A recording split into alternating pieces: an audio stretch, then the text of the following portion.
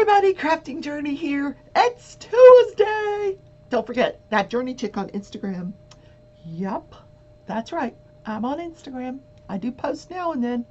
How are you guys today? I know, it's only Tuesday. I think I told you yesterday, I just decided to work on the mystery painting all week long because I'm having fun with it. Yes, I am. And this chair is so gosh darn comfortable that um, I've been sitting in the craft room way too long at night. Like last night, I was working on my tutorial film, and then I did another upload, and sitting here diamond painting. I know the dogs are like, Mom, what are you doing? Anyway, it's just comfortable in here at night. Now that I guess I wasn't sitting in here because the chair was so uncomfortable. But now I have a comfortable chair. And my sister just bought this amazing mattress. I don't have my cell phone. And she's like, "Oh my God, it's the best mattress ever." It's one of those that it comes like all rolled up, and you take it to wherever you're going, and then you open it and it expands, and it's you don't need box springs, and it's memory foam. And so my back right now is wishing that I had that mattress. I was playing with the dogs last night, and now my back is kind of screaming at me.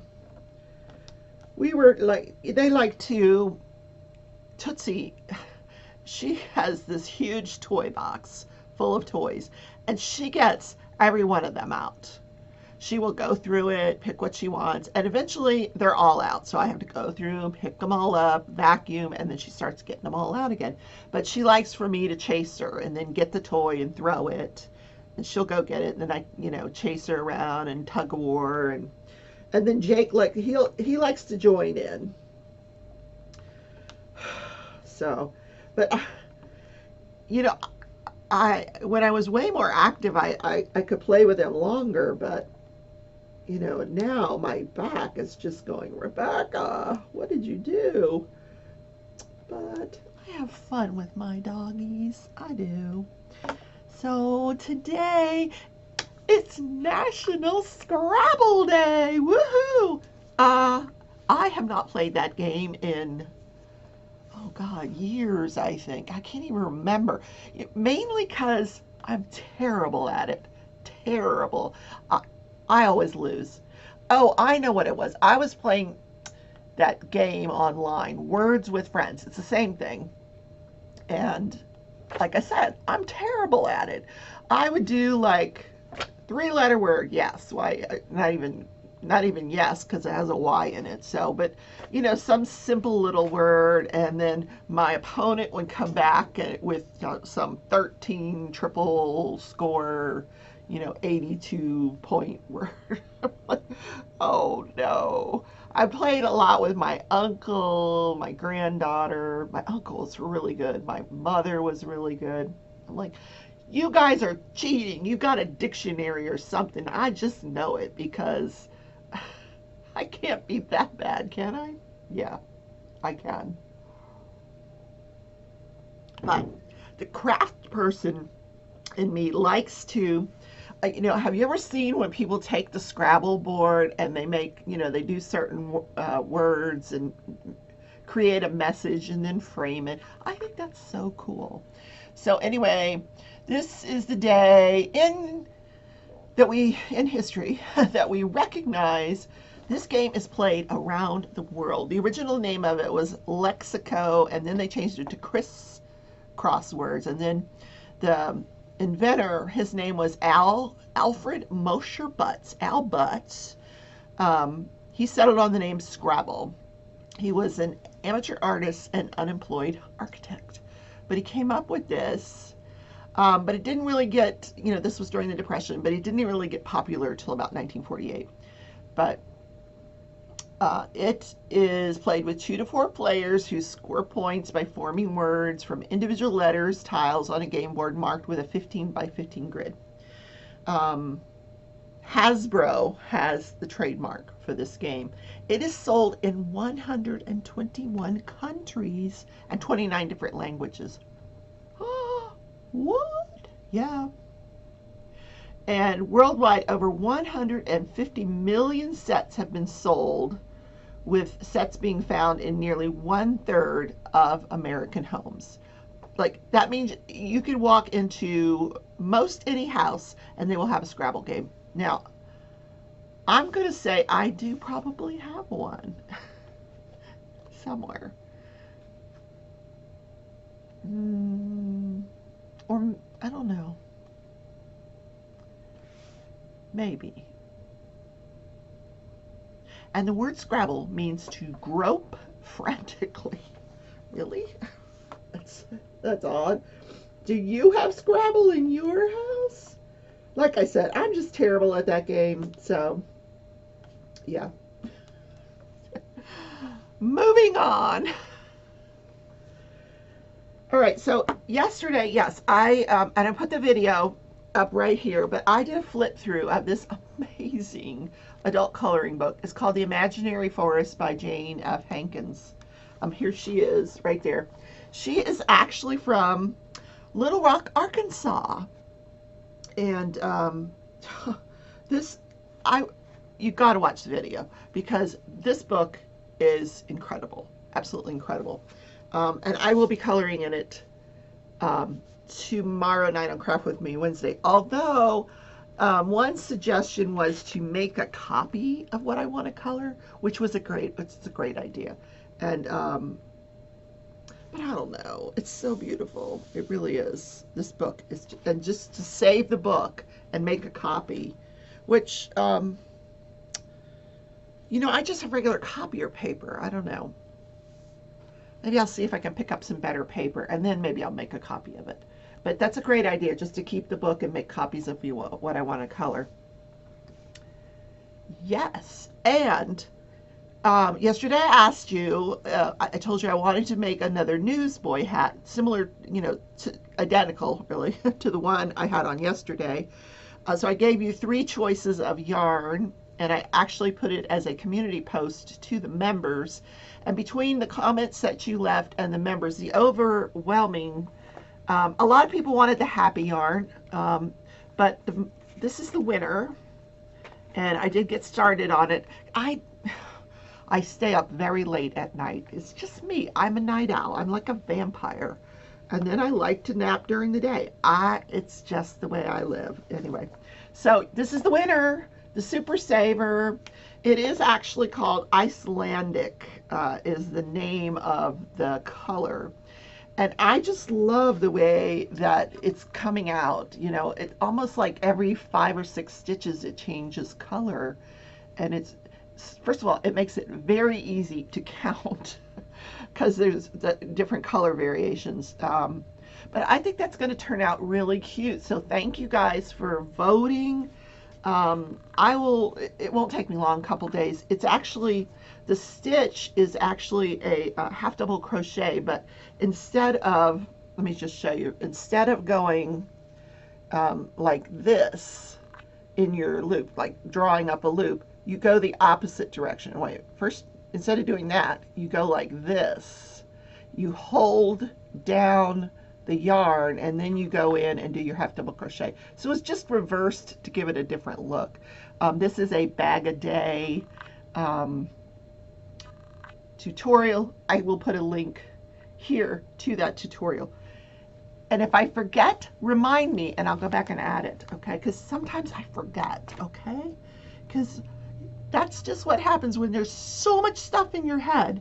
Now, here's the tutorial that I was working on last night.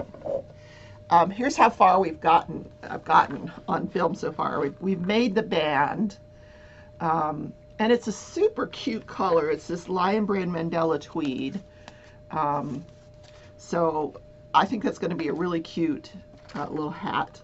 Yeah, So I have nothing to do. Nothing to do. Yeah, I just sit here bored all day long and watch the trial. Let's do judge, jury, and jury. Guess what, folks? Guess what? The end is in sight. Yes. The judge has told the jurors on Monday, I anticipate closing arguments on Monday. Pack your bag. Because here's the plan. The judge has not sequestered this jury. Even despite a motion by the defense. So here's what happened yesterday. Or probably the day before yesterday. 10 miles down the road, different city, a cop accidentally fires and kills this man. And the police are explaining that they think the officer meant, because you can hear the body-worn camera video, you can hear them say, tase him. But so what they're saying is that this officer, instead of reaching for the taser, reached for her gun and she shot him. I think it was a she, because I heard a female voice say, I shot him. And she seemed a little surprised when she said it, because, yeah. So anyway, this happens 10 miles down the road. So the defense attorney, Mr. Nelson, he files a motion to immediately sequester the jury because he feels like there's going to be unrest and, civil unrest. And the judge says, nope, that's totally unrelated to this. He said, when we picked these jurors, they all acknowledged their concern that there would be civil unrest, and they agreed that despite that, they would serve on this jury. So, and he felt that was a reason to deny their request. And besides, they're going to be sequestered during their deliberations. Now, which tells me that he's anticipating their deliberations is going to be more than one day.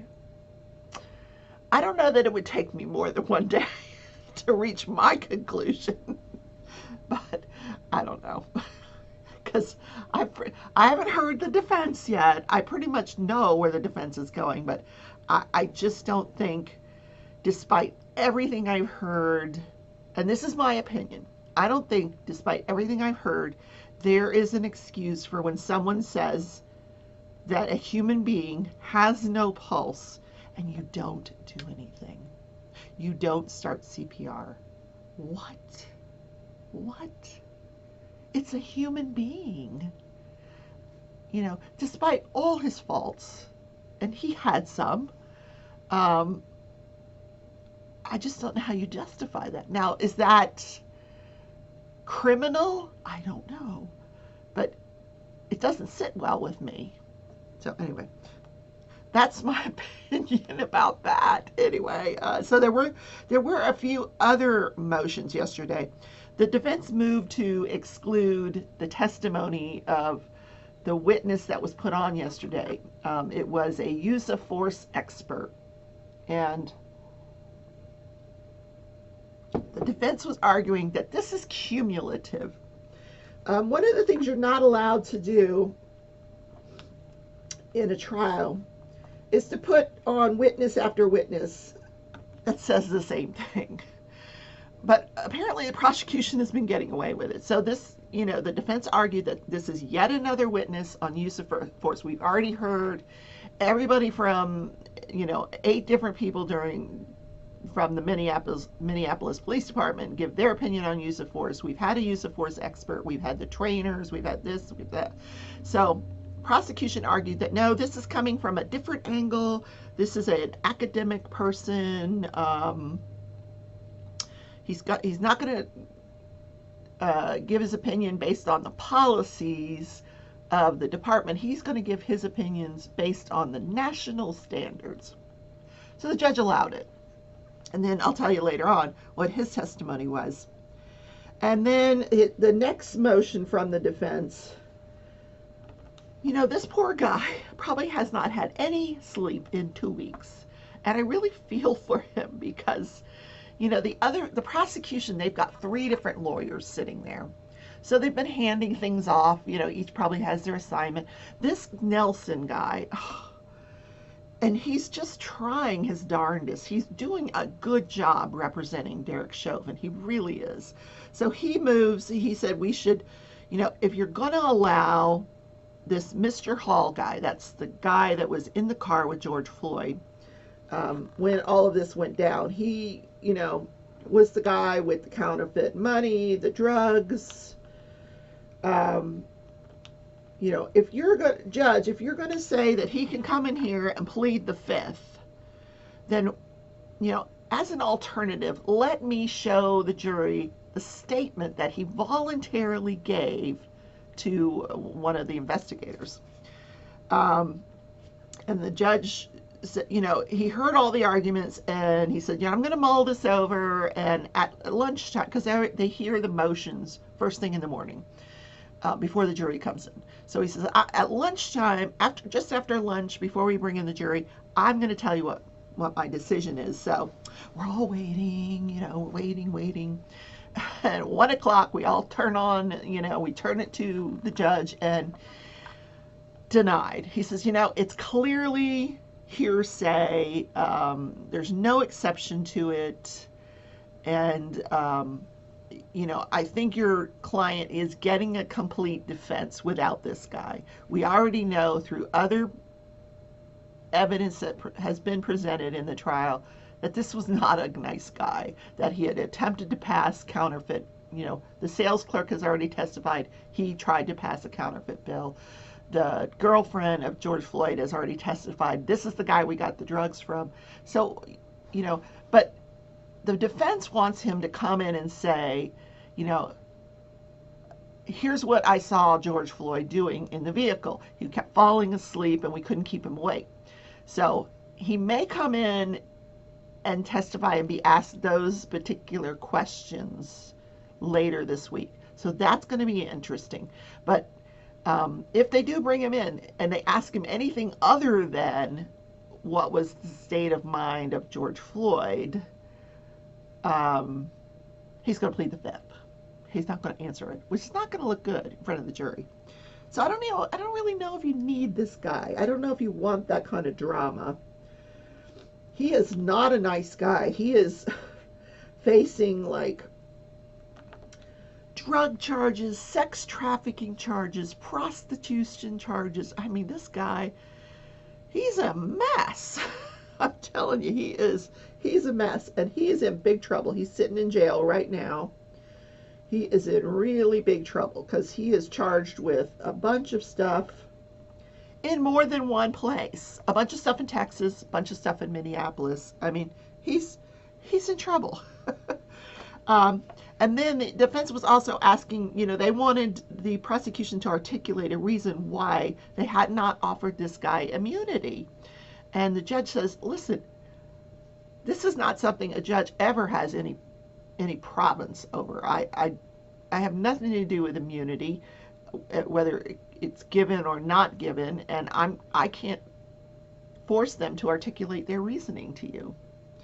So, but for some reason, they don't want to give him immunity.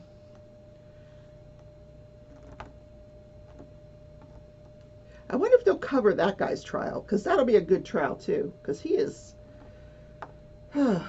something. No, I imagine he'll take a plea.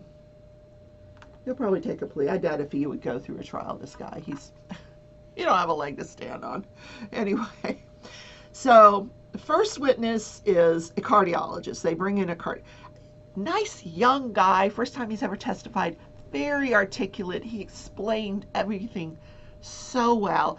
I had heard a lot of it before during the medical examiner's testimony, but this guy came at it from a cardiologist standpoint.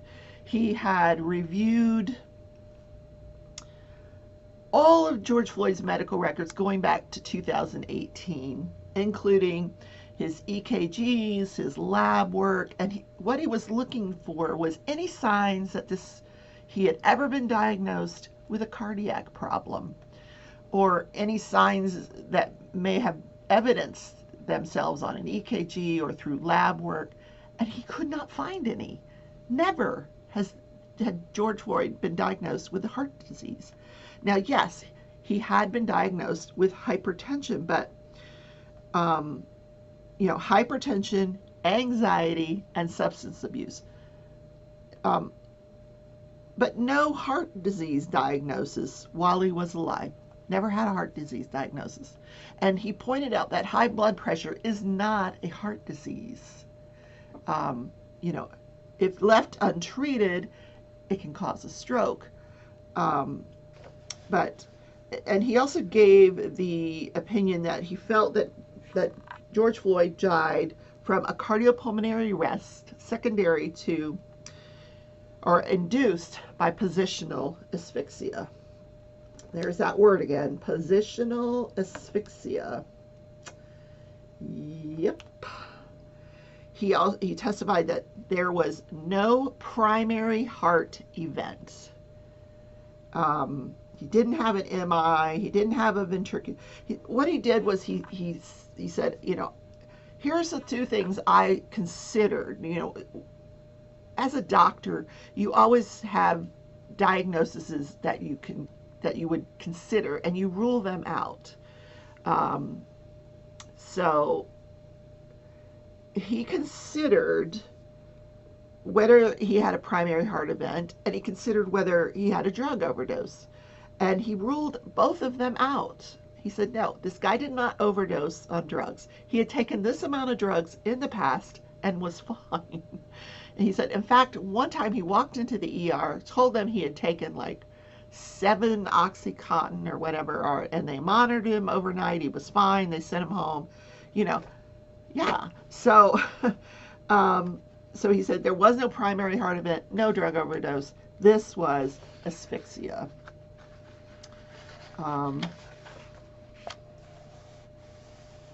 He looked at all the past medical encounters. Nothing in his review showed anything to indicate heart issues. No complaints of palpitations, chest pains, etc. He pointed out he had even one time been on a continuous cardiac telemetry monitor. And I don't know if you guys are familiar with that. They used to call them Holter monitors. I don't know what they call them today. But they put the pads on you, and they give you a little machine, and they send you home. And for 24 hours, you're being monitored through the machine. After 24 hours, you go back to the doctor. They take it off. They take the machine. They download everything your heart was doing in the past 24 hours, and he had no issues. So, yeah. In fact, he said this guy had an exceptionally strong heart. He had a high tolerance to opioids, and he didn't see any signs on the video of an opioid overdose. So he said George Floyd's death was absolutely preventable. Yes. Had they not put him prone on the ground and put their weight on him and restrained him in the manner that they did, this guy would still be alive. So, interesting. Now, he started to give his testimony on George Floyd's chance of survival once he gets into the ambulance. Because he said, I counted the minutes, and we know from prior testimony that for every minute you don't get CPR, your chance of survival goes down by 10 to 15%. So he had calculated all of that out, and he was trying to explain it, and the judge cut him off, and he goes, next question. Like, if you talk too long, that judge just cuts you off. And he's like, nope. Because I think the judge believes you've answered the question, now move on. So he never got to answer that question. I really wanted him to answer the question. I wanted to know how many minutes he counted between the time the guy said he doesn't have a pulse, or I didn't know when he was going to start counting those minutes, from when he, goes unconscious, unresponsive, till the time he's put in the ambulance, which we know is probably about 4 minutes. So now you're down to maybe a 50 or 60% chance of survival. I don't know. Anyway. Okay.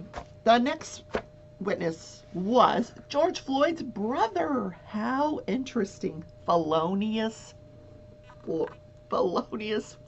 I can't even say it.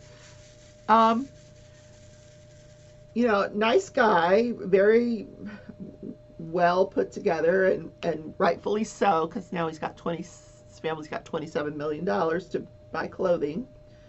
Um, yeah, he was very emotional, and what this was is that this prosecution is allowed to put on what they call spark of life witnesses. Those are witnesses that will humanize the, the, the victim of this crime, which is George Floyd.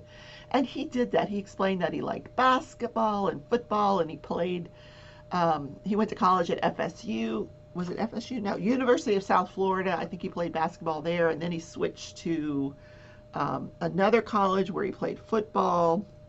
I didn't get that he actually graduated or had a degree in anything. One of the things that this guy said was, May is a very difficult month for me because May 24th is my wedding anniversary, the 25th is the death of my brother, and the 30th is the death of my mom. So what should be a very happy week is not ever a happy week. Now, he does say that the last time he saw George Floyd in person was in 2018, so 2 years before the death of his brother. And in fact, the last time he saw his brother was at his mother's funeral, but that they talked often on the phone. Now, I can tell you, just because you haven't seen someone in person doesn't mean you are not close. I have not seen my sister in 2 years, but I can tell you everything that's going on with her because I talk to her several times a week when her phone does not have me accidentally blocked. But, I mean, we're that close. So I got the impression that these guys were that close. Where is this? Oh, here's it. Sometimes these drills just, there we go. I like for it to be smooth. Anyway, I digress. So it wasn't, and the prosecution did not cross-examine him, which I thought was, good strategy. You don't want to make the family look bad or anything, I mean, my gosh. So, one thing he said was he couldn't cook, that his famous recipe was banana mayo sandwiches. Now, I'm going to tell you something. I love banana mayo sandwiches.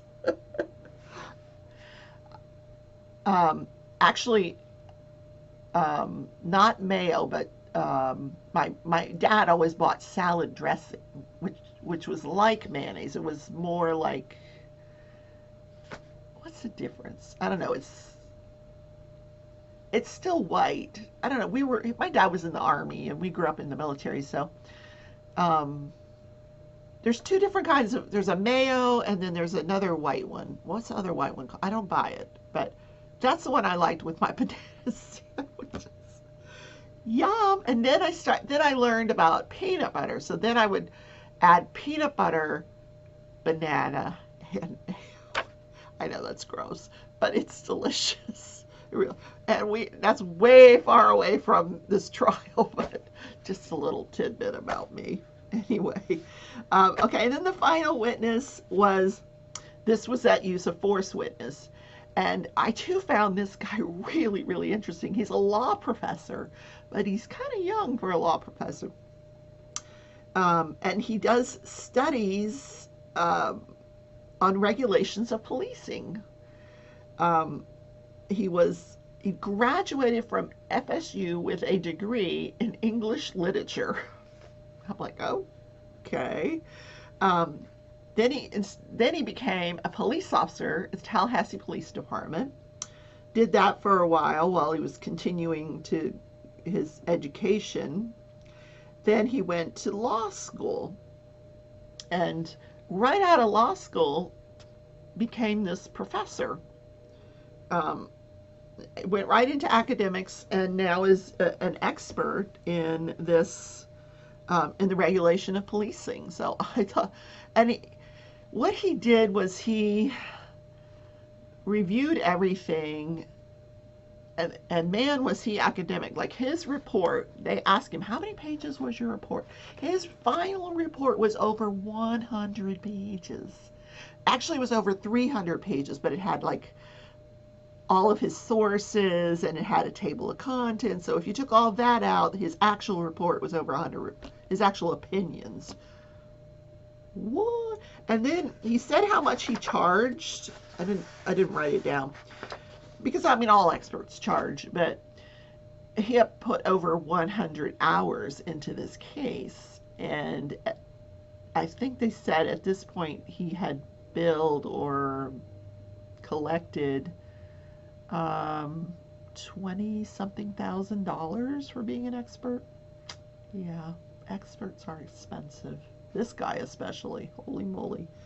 But he was very thorough, and he explained everything very, very well. But he approached he watched the videos, he reviewed all of the material, and he approached it from the standpoint of what would a reasonable officer do? What would Derek Chauvin has, what would a reasonable officer do knowing what he knew coming onto the scene? So they start by showing Derek Chauvin's body cam coming onto the scene. He reviewed what he knew ahead of time, what he knew coming into the scene, and then, and then he just talked about at different points what a reasonable officer would do.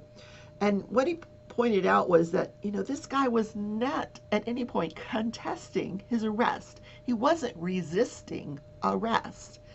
He was clearly saying that he was claustrophobic. He was resisting getting in the car because of his claustrophobia.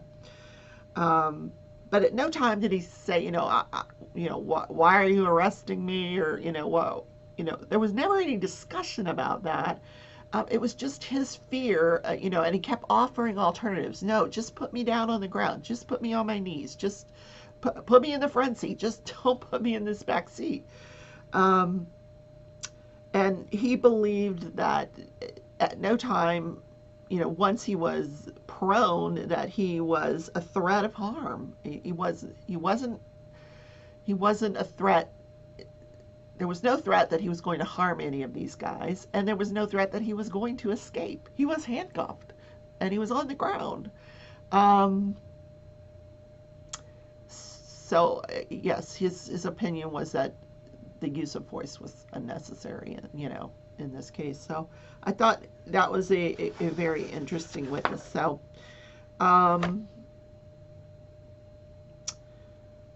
so that is how the day ended. Now, I'm not sure if we're done with this witness, because I'll admit I didn't watch the whole thing. I'm just going to tell you. I don't want to hear all 100 pages of his opinion. I get it. So I anticipate this was the last prosecution witness, and that first thing this morning, the prosecution is going to rest their case. Then what will happen is you will hear arguments from Attorney Nelson for the defense, and he'll move for a directed verdict. He'll say, because the prosecution has the duty of proving their case. So he's going to argue that the prosecution didn't prove their case. It's more of an exercise that you just have to go through for appellate purposes, because it rarely is ever granted, because clearly the prosecution proved their case, or there was enough, they put out enough evidence to put it to the jury. I'll put it that way. But Mr. Nelson has to do that. That's just how the game of law works. And then once it's denied, then the defense puts on their case. Now, I'm hoping, I'm wondering if we'll see Mr. Hall. I'm wondering if we're going to see the ex-girlfriend who was also in the vehicle, if they can, dry her out for a night, put some decent clothes on her and get her in there. um, or or even if Derek Chauvin is going to testify. Very curious about that because there's been some rumors that he may choose to do it. As a police officer, he is experienced in testifying. So if he was my client, I wouldn't let him. But I don't know. He seems, to me, he comes across as being just that arrogant that he would do it. Because the whole this whole case is about his arrogance, I think. And he might just be arrogant enough to put himself on the stand. We'll see. So I don't know what else the defense has in store. But like I said, the judge anticipated that the defense will finish their case by Friday, but he does not want closing statements to be prior to the weekend because he told the jury, I don't want you guys to be sequestered on your weekend. So if we have to finish up early, we'll finish up early, but the closing statements will be Monday, and then pack a bag because you will be sequestered starting Monday. So that is judge, jury, and jury. And my God, I have talked for a long time today. But there was a lot that went on yesterday. So back to diamond painting. And I gotta go to work. Gotta go to work. But you know what, guys? Once this wraps up, I got to figure out what trial to cover next. Yeah, I'm already starting to think, what kind of case do we want to hear next? Yeah, I will look through the library of live cases, see if there's anything that might spark your interest, or see if there's see what the network's planning to cover next. Could be something interesting. I know the Daybell case, Chad and Lori Daybell case, will not be till later this year. That they're not even close to getting that one started. The 3 other officers in this George Floyd murder case, that will be later this summer. I know at the end of this month of April will be the sentencing of the Prokopovich trial that I covered, and I will try to bring you highlights of the sentencing, or if not, bring you the video itself. Anyway, let's just stay in history real quick. If you're still with me, thank you. If you are new to my channel, please, if you're already subscribed, thank you. Ring the bell when you want to know when I have another video posted. Sometimes I'll, I do post daily, the morning show. Sometimes, like last night, I'll post a little video, like a flip through or an unboxing, or maybe a collage from Treasure Studios Arts, where I am an affiliate. Let's see what else. Okay, this day in history. Yes. I have to get the commercial part of the show out of the way. So this day in history, Handel's Messiah premieres in Dublin, Ireland, and this was in 1742. So I'm reading this article and I'm thinking, this is a very famous piece of music. I'm just going to go listen to it to remind me, which one it is, because usually you hear it around Christmas time, but it actually premiered the week before Easter in a secular setting, and this was done on purpose because the author of Handel's Messiah, George Frederick, was at the time worried that there were all these factions of religion that really were anti-religious. And so he wanted to put this into a secular setting to remind everybody. And he wrote this as he goes through the New Testament. Was it the New Testament or the Old Testament? I don't know. New Testament. Old Testament prophecies. Yeah, Old Testament prophecies. And then he approaches Handel to produce the music. And Handel produced the music to this in 24 days. It was over 200 pages, 24 days. So I go to listen to this piece of music, and it's 2 hours and 30 some minutes long. So guess who fast forwarded to the good part? Because we all like, if you, what you normally hear is the abridged version. It's the Hallelujah chorus, but there's a whole lot more to this song or to this production. So what I will do is I'll put a video here. This is the 2.5 hour live performance of Handel's Messiah at the Sydney Opera House. The choir is huge. The music is amazing. I was blown away. Now, like I told you, I fast forwarded to a few parts, but amazing, amazing. Now, I'm not going to sit there for 2.5 hours and listen to the darn thing, but check that out. So that's this day in history, guys. All right, that's the show for today. Yeah, so sorry it went so long. I love you all. Please feel free to leave a comment. How about a banana mayo sandwich today? Yeah. So see you later. Love you.